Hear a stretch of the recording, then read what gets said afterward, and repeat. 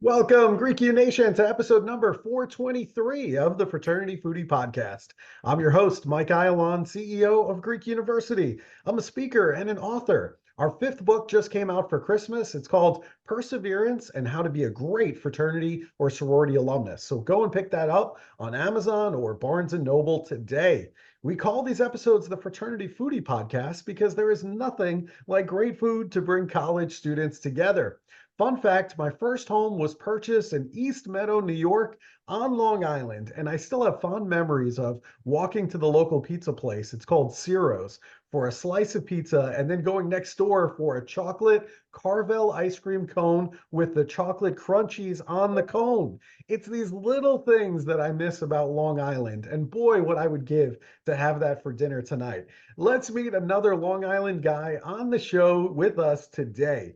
Tim McHeffey, MBA. He brings over 40 years of being on the firing line daily, demonstrating solutions to true-to-life management problems. Tim has worked with both large and small companies. He is a past seminar author, and he's presented for both SkillPath and Dun & Bradstreet. He also has successfully trained thousands of business people. Tim currently resides in Center Moriches, New York, with his wife, Danielle. He has 4 children and 7 grandchildren. Welcome to the show, Tim. Thanks very much, Michael. Great to be here. It is great to have you on the show. I see your book in the background. It's called Solving Sticky People Problems. I was able to get that book online, and it is absolutely fantastic. So right off the bat, I'm highly encouraging all of the new leaders that are entering the workforce to pick up your book because it's got so much great advice in it. I absolutely love it. And I love talking to folks from Long Island. I still miss my home in East Meadow. I miss the pizza. I miss the bagel shops. I mean, they're just absolutely fantastic. And you have been a business administration professor at Suffolk County Community College for decades. So I'm wondering, in all of this time that you've been teaching this course, what has changed in business administration? Well, probably quite a bit. And on the same side of the coin, probably not much. I'll tell you what it looks like. You walk into a classroom, and this is not a secret to anybody, and you used to see a lot of people eating Ciro's pizza, maybe not Ciro's, but definitely pizza, bagel and coffee. And now you see a lot of phones and a lot of big H2O containers. And so the look is different, and it's a little bit softer, the tone in the classroom. It's not a lot of people talking at the beginning of class. So that's what comes to my mind when you say what has changed. I mean, a lot, but a little, but that's one profound difference in the classroom. That is a really big difference, and I think the smartphones, for better or for worse, I mean, there are definitely some times when I feel more connected to people that I might not be in close proximity with that have moved all over the country. So it is nice to see their updates, whether it be on Facebook or Instagram or what have you. And, certainly TikTok is a way to reach the masses. But I feel like a lot of the communication skills and the interpersonal skills that typically we found in maybe some of your earlier business administration courses where students would be interacting with each other in person and having these conversations, a lot of that is gone. I mean, if you think about the way that the students are dating right now, it's swiping right or swiping left. There's no longer the communication to figure out, is this a good match for me or not? And I feel like the smartphone has contributed to where we are today. It's possible. I don't think I love the technology as you do. Yeah. And it's a wonderful thing. And I also like the expression to ride the horse in the direction it's already going. Yeah. So for instance, I try to make use of the phones in the classroom, and every once in a while we'll say, somebody who's got service, can you Google that and see what it looks like? And then the conversations start and the interaction begins in an even more profound way. So I think it's still there. I think we're still communicating. A little tougher getting started or something like that, though. Yeah, that is really interesting. I like how that you're bringing the technology into the course. I think we need to do the same thing for artificial intelligence, but that's a whole nother conversation. Right. Now, you've written that book. It's called Solving Sticky People Problems. What motivated you to write the book? Well, I was a student a long time ago, obviously, and I used to ask a lot of questions in class. I think I drove some of the professors a little bit crazy. And I was always thinking about communication and these prickly issues, like, the body odor is the granddaddy of these issues. And the teachers could never really answer my questions. And then I got a part-time job and took on some supervisory skills, and I noticed they didn't really know what to do either. And then I started teaching.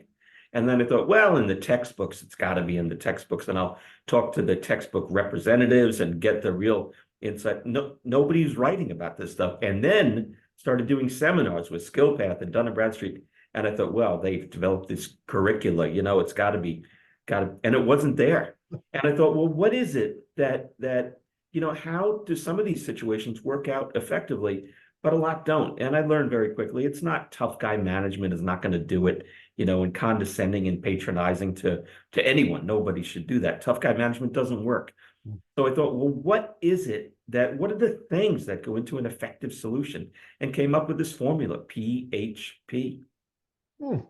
I got to learn more about this because so many of our listeners are going to go into the workforce right after graduation. They're going to be put into a managerial role for the first time in their lives. So let's start with a common problem that many of our listeners probably see in their student organizations as well, like fraternities and sororities. For sure, 100% they're going to see it in their careers as well, is, motivation. How do you motivate your employees or even other students in your organization to perform better at a higher level? Right. So great question. And I think that problem has been the same, or opportunity, let's call it, has been the same for decades, right? Right. And I don't think we're able to motivate anybody. And we've heard before that people have to motivate themselves. So all we can do as teachers, as managers, as parents, is try to create an environment where people really can motivate themselves. And like one example of this might be in a student organization, which wants to do great work and does do great work. And there are leaders, emergent leaders, but there are also some that are just waiting. They're there to really volunteer, but kind of waiting to be led a little bit. And they want like a job. They say, even give me a job. And so to have people do something that's useful and helpful, but there's a caveat here, and that is it's really going to has to have a what's in it for me. In other words, like, why would a student participate in helping in a helpful organization anyway? And if it could, this sounds a little selfish, so forgive me, but if it can be tied into a what's in it for me, and to really say it out loud. And for instance, you can take this great experience that we're doing on this helpful project, and that can become your story on your interview when you're interviewing with a nonprofit or a profit company too. They love stories like that. Mm-hmm. Interviewers after college want to hear real stories, as you know, not telling you anything you don't know. Real stories about real happenings and specifics. I worked on this project and we did this, and they were useful and helpful. So a little bit of that what's in it for me sounds selfish, but it's the human inherent condition. Yeah. And I like how you're tying it to careers and jobs, because that's what Gen Z, also, because you teach college kids, they're all about their jobs and their careers. They're hyper focused on it, probably because when they were growing up, their parents went through this recession and a lot of people lost their jobs. And now they're hyper focused on making sure that that doesn't happen to them. Right, it's very simple. So, all right. So I like it. And, you mentioned this odor problem earlier. How do you tell an employee that they have an odor problem? Yeah, it's as I said before, the granddaddy of sticky, prickly issues. So I just want to mention first what people do that is not the right thing to do. Mm-hmm. Many people will some managers think they should, tap the expensive pen on the desk and cower a little bit. And in the book, I write about talking to somebody named Jenny. So I'm going to use that name. I hope there's no Jennies listening right now. But to tower and say, Jenny, Jenny, Jenny, Jenny, and to tap the pen, almost like an intimidating thing. And that just totally doesn't work. And another thing is some people say, well, it's probably a medical problem. And they really want it to be that they can pass the buck and say, go see a doctor, it's a medical problem. over 90% of the time, it's not anything like that. It's somebody not paying attention. So other managers say, well, I'll just have a coworker take care of it. Other managers say, let's just wait. Let's just, maybe it'll clear up. They're hoping the employee leaves or something. Some people say, well, let's wait for review time. Some people incorrectly put like a can of deodorant and then a soap thing. And that has ended up in very interesting but sad cases of lawsuits and of defamation. It's just silly to do that. So to do this, we apply PHP: purity, humility, and patience. Purity of intentions. Humility, not to be confused with confidence. We need confidence, but we just don't need egotism. Egotism gets in the way. That's when we believe our own nonsense. And finally, patience with ourselves and the employee or the fellow student or whomever we're having this really kind conversation with. So the one way to begin it would be, Jenny, I'm not sure where to even start with this conversation. There's an adage in management that says, never let him see you sweat. This says, let him see you sweat a little bit, but like let him in a little bit. And Jenny, I'm not sure how to begin this conversation, because you're not, if you're being honest, right? Right. And then, Jenny, it's come to my attention that, that you're offending somebody, a personal odor problem. Don't ask me where it came from, Jenny. I'm not going to say, but everybody is not talking about it or anything. I wanted to get to you as quickly as possible. Just bring it to your attention. I'm not even sure how to fix this, Jenny. You're a great employee. That this is an issue, and it will go no further other than HR, who I have to write a document to. I just wanted to bring it to your attention. She may cry, or he. I mean, it's happened. All genders may cry, may go storming out of the room, may get PO'd and start yelling, or just stare at you, and that's pretty scary too. So the patience comes in where you're patient with the employee and with yourself, because you're not sure what's going to happen. And it's almost like you go through life without being sure, positive of what's going to happen. I call it patiently waiting for further instructions. On the book, on the cover there, it says your inner sense. And I know that sounds Pollyannish and touchy-feely, but that's what it is. I mean, we really don't know the right thing. We're dealing with people here, and we're trying to have a great outcome. And if they can be partners in that great outcome, which is stop the smell, then, it'll be a happier place. Yeah, well, that's a good approach, Tim. I really do like that approach. I think that works, and it's a tough situation to be in. I mean, I've had to have difficult conversations with employees, and it's never easy. It's certainly not something that we look forward to, but I think you found a really good way to handle it. That's the right way to handle it. Another thing that happens pretty often is sometimes our best employee, who always delivers stellar results in terms of sales or what have you, many times they're also the same person who causes the most problems at the office. So how do you deal with that? There's another adage that says the person who is asking questions is in control of the situation, and control kind of has a bad rap. I'm talking about good control, positive control. If you have everybody's best interest at heart, the employees, everybody, win, then you want to have this good control of the conversation. So the way to do this, in my opinion, what's worked is asking questions. And there's some reason why they're acting up. There's some agitation going on. Why are they ticked off? And I found an incredible similarity among teaching students, managing people, raising children. I have 4 grown kids, taking care of customers. And I used to bring in the example of, even like a puppy, and, what are they looking for? Attention? What are they looking for? They're looking to be heard. They feel like they're not being heard. So sometimes there are golden nuggets in the answer that they're going to give you. Like, what's troubling you, Jenny or Roger or whomever? And if they trust you enough, and they may go like this and say nothing, because they don't think you're going to be able to do anything. But if they kind of let their guard down and start talking to you, I would let the floodgates go.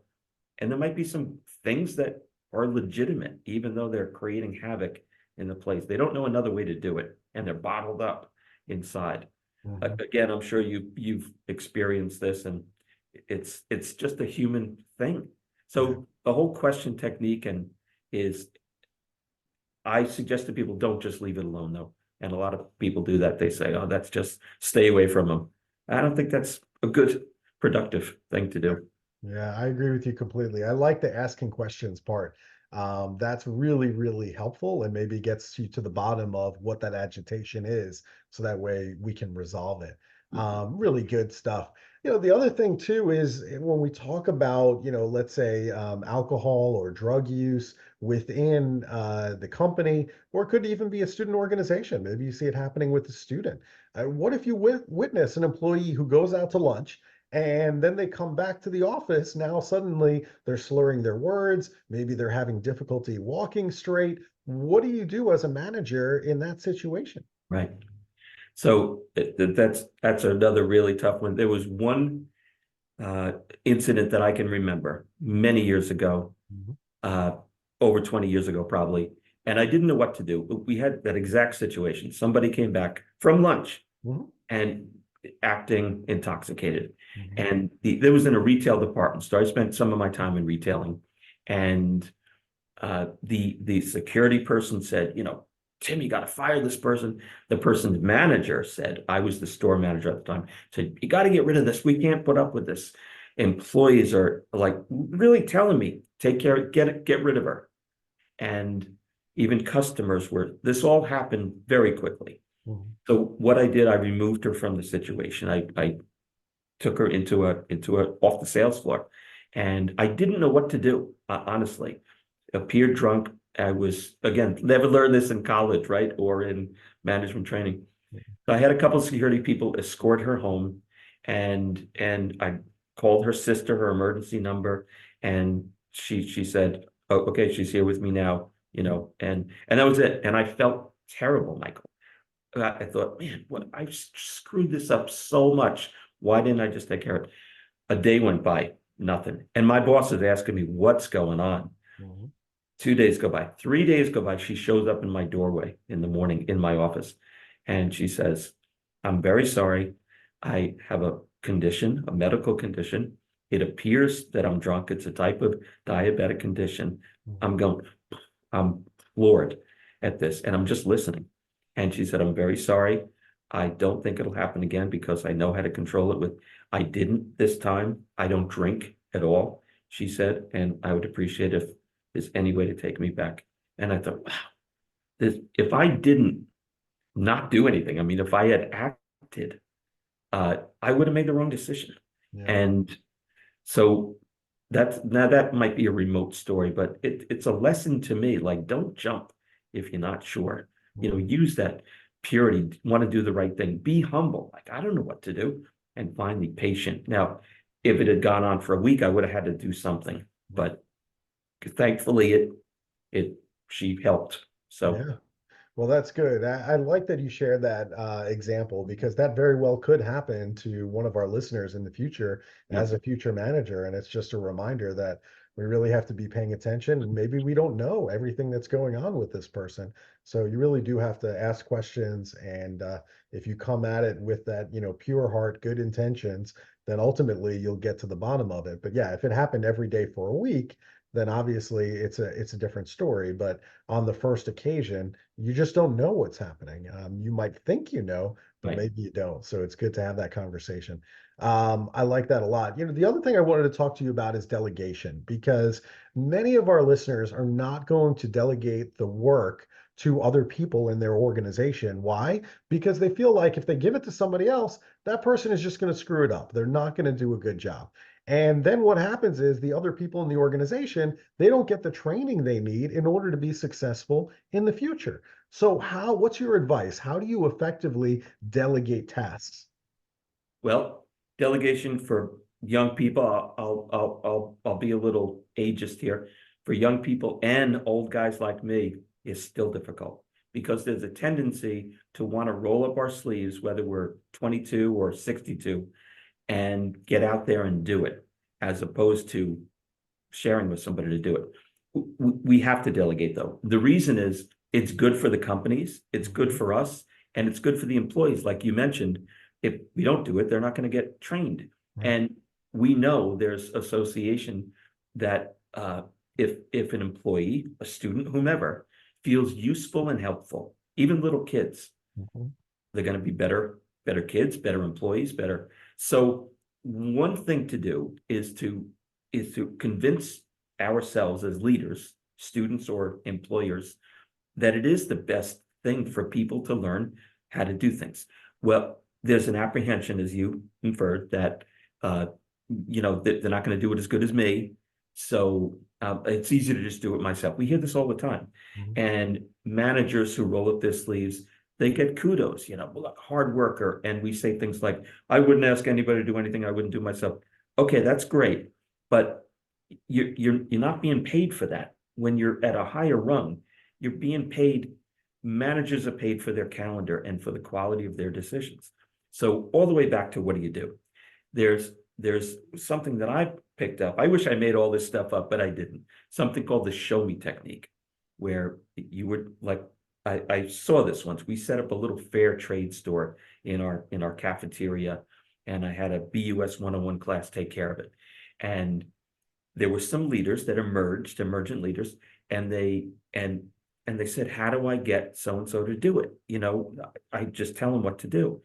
And I said, there's something called the show me technique. And that is, you can say to the person, well, can you just show me what I just showed you? And it's hard to do that, especially for a young person. But if we can do that, and the person can demonstrate, okay, you said do this, put this merchandise here, there's usually a little tweak that has to be done for them to do the task better. And I found that to be very, very effective, that show me technique. And then, as Jay Levinson said, you don't have to be creative. Do a little more of what works and a little less of what does not work. But here's the manager or the supervisor or the team leader, is the student volunteer leader. They're spending all their time doing this. They're communicating. Tom Peters said years ago, when you put on a hat of manager, you're giving up honest work for the rest of your life. And what he meant by that was, you're not going to be rolling up your sleeves all the time. So to be a manager and to be checking in with people and coaching them, even if they're your age or older than you, is really the job of the manager. It's easier said than done. That's a tough one, as you know. And I suspect you know all these answers already. I think you run a good show. But that's what I try to do. And I try to impart that on people all the time. And I tell them, just try this.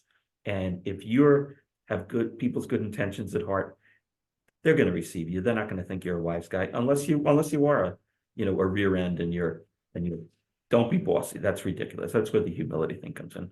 Yeah. This is great advice for all of our student listeners. As new managers, they really don't know how to approach all of this, but I think that's really good tip in terms of delegation. The other thing is just meetings in general. I've seen various meetings on college campuses within student organizations. I've seen meetings in the corporate space as well.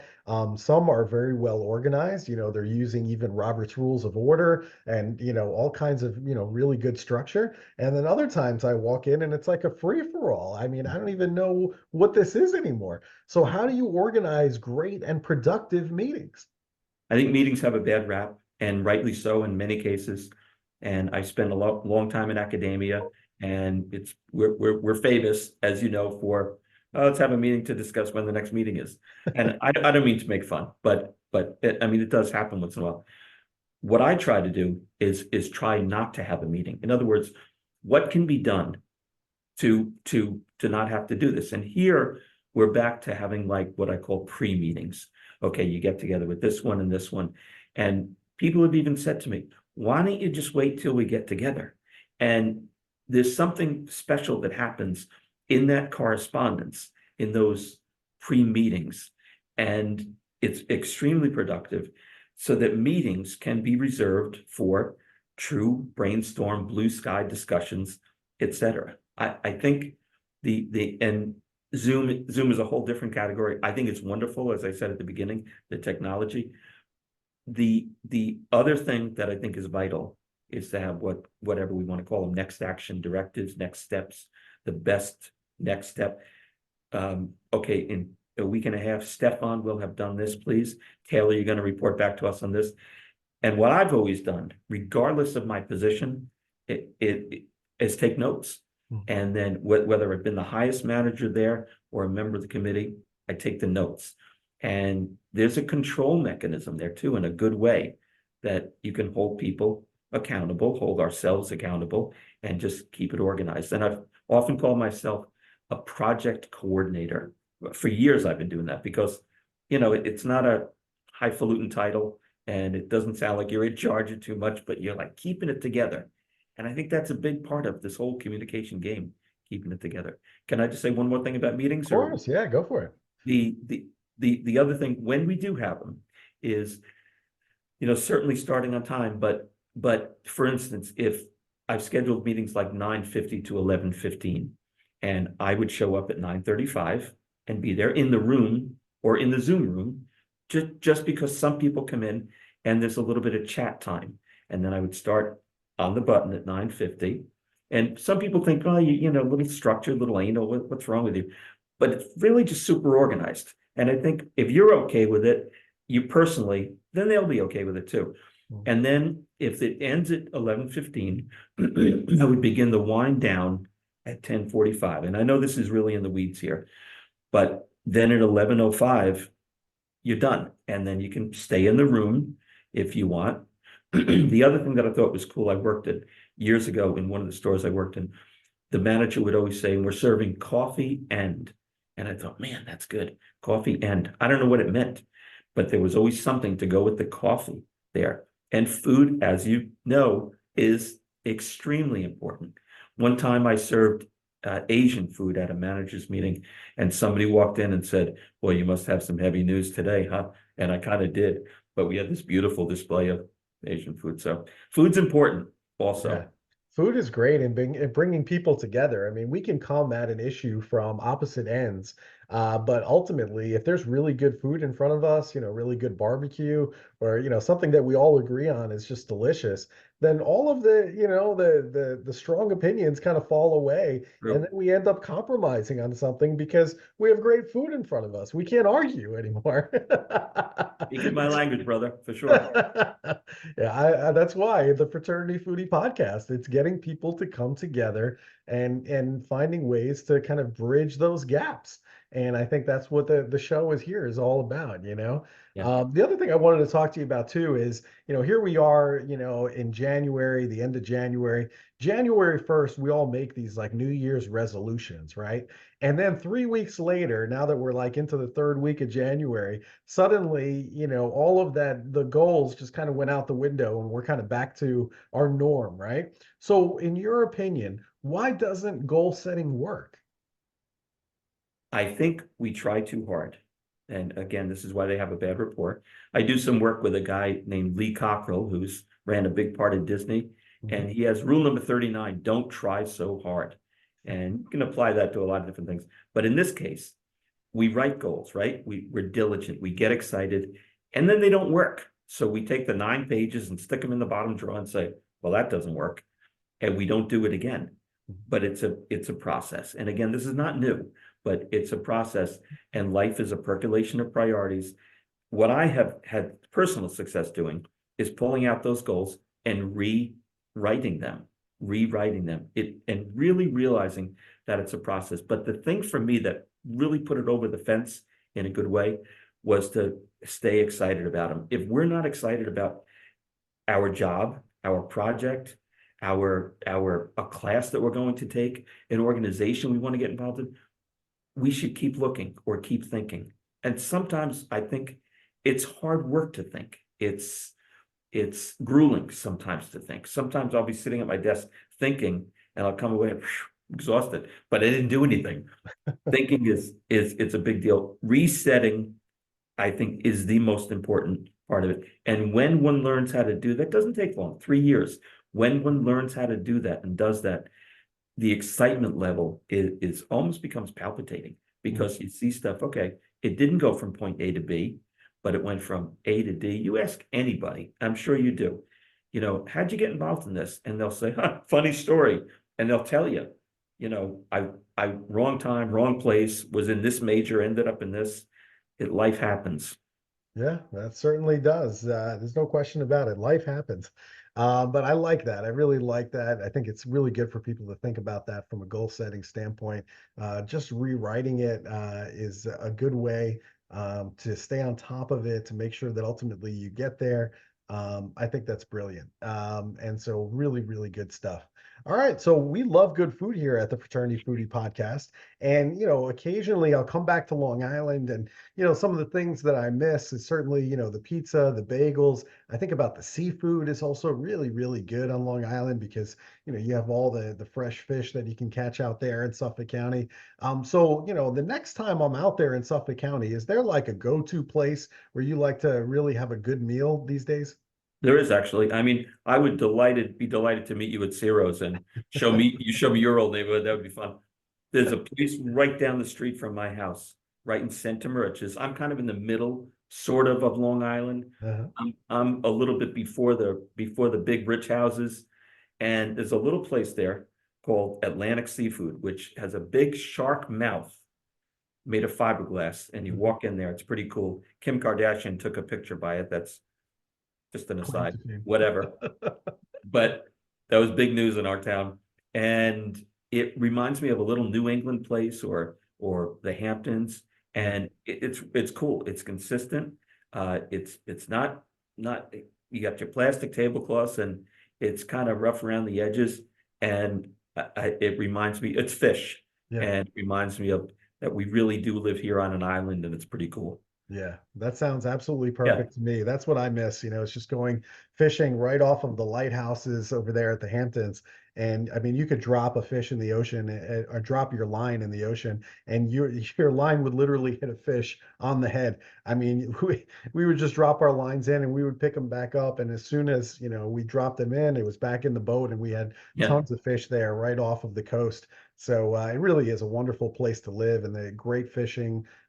Phenomenal fish out there. You can catch tuna out there if you go a little bit further out. And really, really great stuff. I mean, I think probably one of the best meals that I had was actually a shark that I had caught. We were going for tuna, so we kind of went further out. And I put my line in and I ended up pulling up a mako shark. And this is one of the best eating sharks that you're going to have because most of the sharks are kind of blubbery. But this one, like, literally tasted like a steak, but it's a mako shark. It's a fish, but it tasted just like a steak. We had it on the back of the boat. I mean, it was that good. I couldn't wait to even get it to shore. We just cooked it on the back of the boat, and that was Oh, it. no kidding. Yeah, that's cool. Really, really good stuff. So I'll check that out the next time I'm in your area. That sounds like a lot of fun. That creates nice memories doing things like that. That's Oh, really yeah. what it's all about. Oh, yeah, it's phenomenal. All right. So if our listeners, if they want to buy your book, or maybe they want to invite you to come and speak on their college campus, so that way you can get them all ready for these managerial adventures they're about to have when they get out in their first job, where should they go to connect with you? Well, the book is available wherever books are sold and on Amazon, of course. And if you don't mind, can I give my URL, my Please website? do. Yeah. stickypeopleproblems.com. stickypeopleproblems.com. People can sign up for a free, what I call Stick E update. E means electronic, get it? Stick E update, weekly, very short. It's worth it. You can always get out of it. And I do recommend that. And also my contact information's on there. And I'm delighted to talk to anybody about anything. I think this stuff is the stuff of life and very important. And I think the work you're doing is just incredible, Michael. I really do. And I'm very happy to contribute to that in any way that I can. So thank you for that. stickypeopleproblems.com is the way to connect with me. That sounds good. All right, everybody, go on to the website, stickypeopleproblems.com. I want you to sign up for the e-newsletter and connect with Tim. Let him know how you can help, how he can help you in terms of your career, in terms of the college students for their career readiness. Let him know how he can help. So I appreciate this, Tim. Thank you so much for sharing all these great tips with us. My pleasure, Michael. Thanks so much for having me.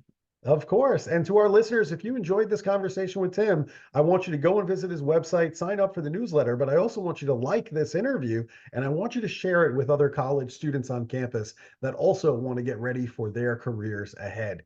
Thanks so much for joining us today, and we're going to see you on the next episode of the Fraternity Foodie Podcast. See you next time.